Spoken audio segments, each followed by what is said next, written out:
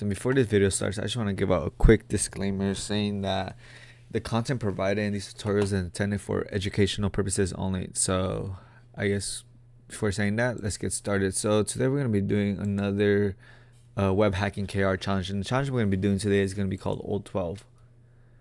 And it's a JavaScript challenge. So let's get started. So usually with JavaScript challenges like this one, all you need to do is just look up the source code. So that's what we're going to do right now.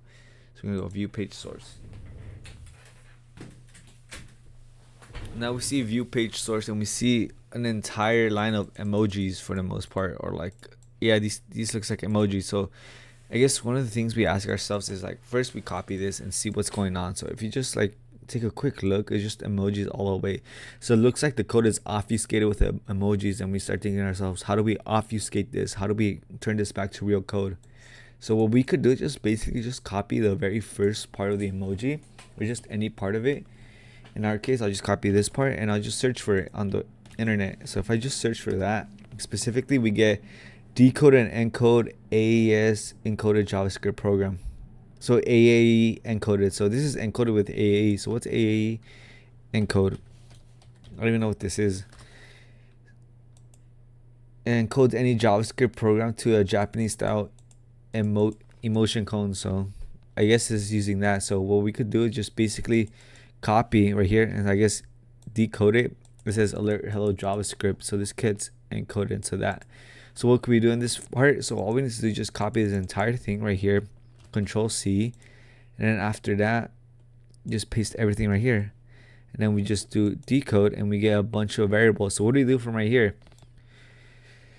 So I guess what we can do for the most part is just copy all of this and then go to JavaScript prettier to make it, I guess, prettier for our eyes. So JavaScript prettier, which I already have right here, prettier, and we'll just try it online,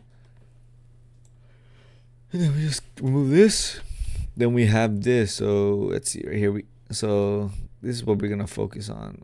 Could I shift this? No, we can't. But could I go like that? Yeah, we could. So this is what we want to focus on for the most part. So we got var encode, and then var encode 2, then var encode 3.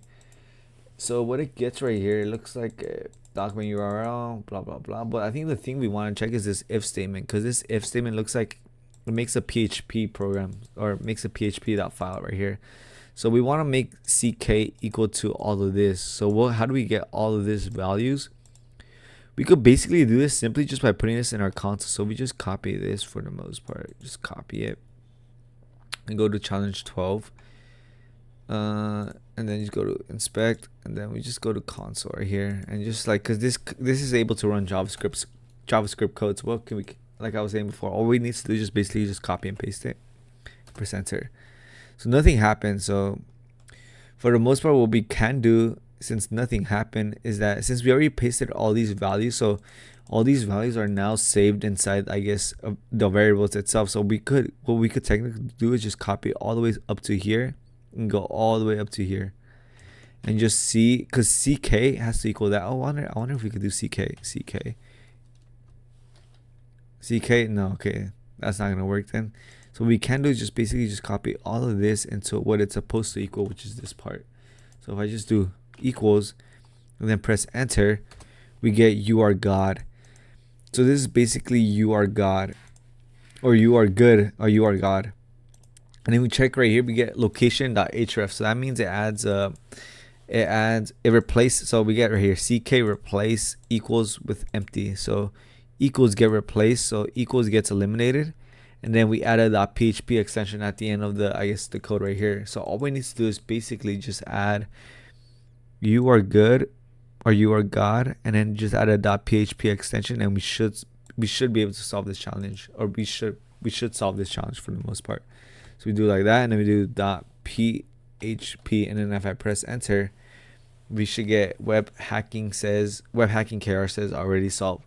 So that was about it for this challenge. It was mostly like a easy, I guess, I guess the main part of the code was just basically finding out the deobfuscation, which you could do a simple Google search.